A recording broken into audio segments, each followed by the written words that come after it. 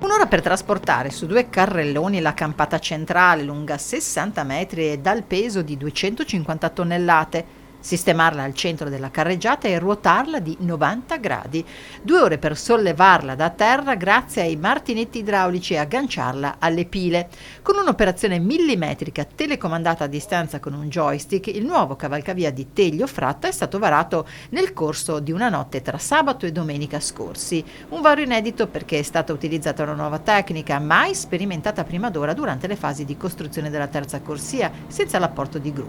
Nei prossimi giorni verranno costruite le campate a riva, quindi quando il ponte che attraversa la A4 sarà pronto verrà abbattuta l'attuale infrastruttura che collega ancora i due abitati.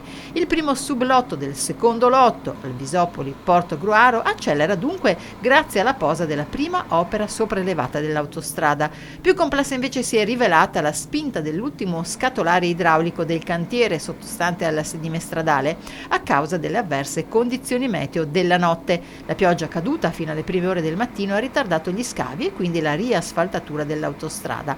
Alle 18 è stato riaperto il tratto nodo di Portogruaro Latisana della A4 in entrambe le direzioni di marcia. È stato invece riaperto in perfetto orario il tratto nodo di Palmanova Latisana, dove i lavori hanno riguardato l'installazione della nuova segnaletica verticale, la verniciatura delle barriere di sicurezza e alcuni cavalcavie autostradali, lo sfalcio del verde delle banchine laterali, lo spostamento di alcuni New Jersey della rampa Venezia Udine, la posa dei supporti dei pali di illuminazione e la manutenzione della segnaletica di cantiere.